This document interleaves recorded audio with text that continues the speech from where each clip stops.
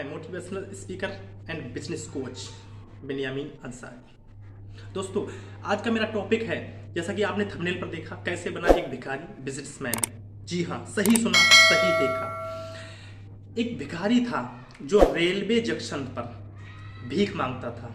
हर एक यात्री, उस जो भी रेलगाड़ी आती उसके हर एक डिब्बे में। दोस्तों, एक दिन मैं भीख मांग रहा था। भीख मांगते मांगते एक बिजनेसमैन के पास पहुंच गया और उसने भीख तलब की, उससे भीख मांगी। तो उसने कहा, अगर मैं आपको भीख दूंगा तो आप इसके बदले में मुझे क्या देंगे? वो कहता है, भिखारी कहता है कि मैं इसके बदले में आपको क्या दे सकता हूँ? इसके बदले में आपको मैं दुआ दे सकता हूँ। उसने कहा, दुआ ही नहीं, और भी तो कुछ दीजिए। वो कहने लगा, अगर और कुछ मेरे पास होता तो मैं भीख मांगता ही क्यों।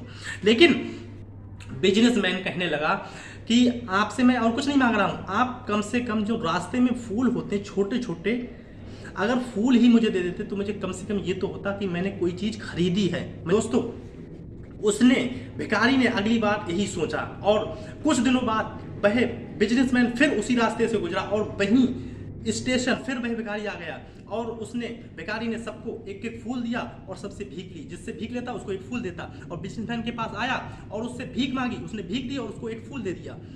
फिर उसके माइंड में सवाल आया भिखारी के।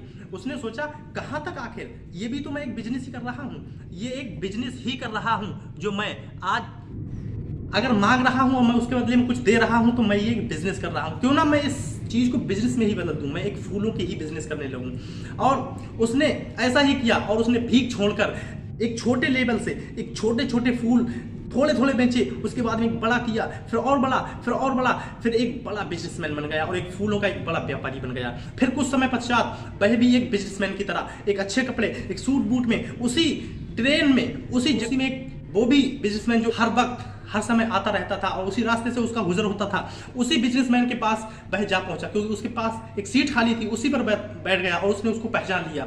फिर थोड़ी देर बाद वह उससे बोला, कुछ दूरी पर बोला, आपने मुझे पहचाना? बोले, मैंने नहीं पहचाना। बोले, आपने मुझे नहीं पहचाना लेकिन मैंने आपको पहचान लिया। बोले, वो कैसे? बोले, आपसे जब मैं पहली बार भीख मांग रहा था तब आप मुझसे बोले थे कि आप भीख मांग रहे हो, आप इसके बदले में दोगे क्या मुझे? कम से कम एक फूल ही ले आते। और दूसरी बार जब आपसे मैंने भीख मांगी तो आपको मैंने भीख के बदले में एक फूल दिया। और तीसरी बार आज मिल रहा हूं, आप भी एक बिजनेसमैन हो, आज मैं फूलों का एक बिजनेसमैन हूं, यानी कि एक व्यापारी हूं, फूलों का सबसे बड़ा। तो दोस्तों, इस कहानी से हमको पता सिर्फ ये चलता है कि हम भी अपनी लाइफ में कुछ बड़ा कर सकते हैं, हम भी लाइफ में कुछ बड़ा बन सकते हैं। हमारे अंदर जुनून हो, हमारे अंदर पावर है, हमारे अंदर शक्ति है।